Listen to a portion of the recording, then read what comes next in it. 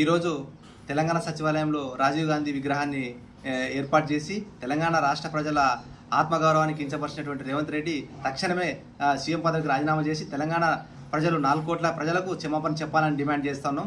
అందుకే ఈరోజు మా BRS party working president KTR గారి పిలుపు మేరకు రాష్ట్రంలో ఎక్కడ తెలంగాణ తల్లి విగ్రహాలు ఉంటే అక్కడ పాలాభిషేకం చేసి నిరసన చేయడం జరిగింది.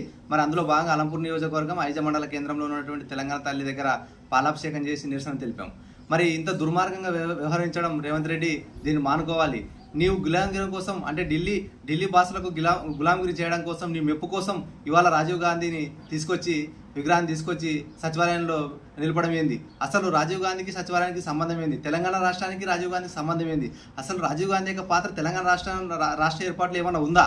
మరి ఇవన్నీ మర్చిపోయి ఇవాళ నీ వికృత చేష్టాలు చూస్తూ ఉంటే అంటే కేవలం నువ్వు అడ్డదారిగా నీ మెప్పు కోసమే నీ పదవి ఎక్కడ ఊడిపోద్దని, నీ సీఎం పదవి ఎక్కడ ఊడిపోద్దని మెప్పు కోసం ఇవాళ రాష్ట్రంలో వికృత చేష్టాలు చేయడం మంచిది కాదు. ఇవాళ 4 కోట్ల ప్రజల ఆ ఆత్మగౌరవం, 4 కోట్ల ప్రజల అస్తిత్వం, ఇవాళ అటువంటి అస్తిత్వాన్ని కించపరిచి ఇవాళ తెలంగాణ తల్లిని ఏర్పాటు చేసే స్థలంలో నువ్వు రాజీవ్ గాంధీ విగ్రహాన్ని పెడితే ఊరుకునే ప్రసక్తే లేదు. ఎందుకంటే ఇవాళ తెలంగాణ తల్లి అంటే త్యాగాల తల్లి. ఇవాళ 4 కోట్ల ప్రజల అస్తిత్వం, 4 కోట్ల ప్రజల ఆత్మగౌరవం. మరి అటువంటి తెలంగాణ తల్లిని నువ్వు అవమానపరిచి ఆ స్థలంలో రాజీవ్ గాంధీ విగ్రహాన్ని ఏర్పాటు చేయడం దుర్మార్గం. కావాలంటే నీకు అంత ప్రేమ ఉంటే నీ రాజీవ్ గాంధీ విగ్రహాన్ని తీసుకుపోయి గాంధీ భవన్లో పెట్టుకో, అంగుహర్బాటలతో ఏర్పాటు చేసుకో, మేము దాన్ని స్వాగతిస్తాం.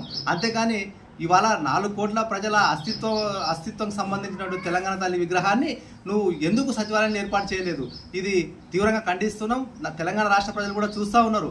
ఇవాళ నువ్వు ఏ రకంగా రాజీవ్ గాంధీ విగ్రహాన్ని నువ్వు అక్కడ ప్రతిష్ఠించినావు. మరి దీనికి సమాధానం చెప్పాల్సిన పరిస్థితి ఉంది అని హెచ్చరిస్తూ ఉన్నాం. ఖచ్చితంగా కూడా ప్రజల ఆత్మగౌరవాన్ని అభిమానించాలి, గౌరవించాలి. ఖచ్చితంగా కూడా తెలంగాణ తల్లి విగ్రహాన్ని ఏర్పాటు చేయాలని డిమాండ్ చేస్తూ ఉన్నాం.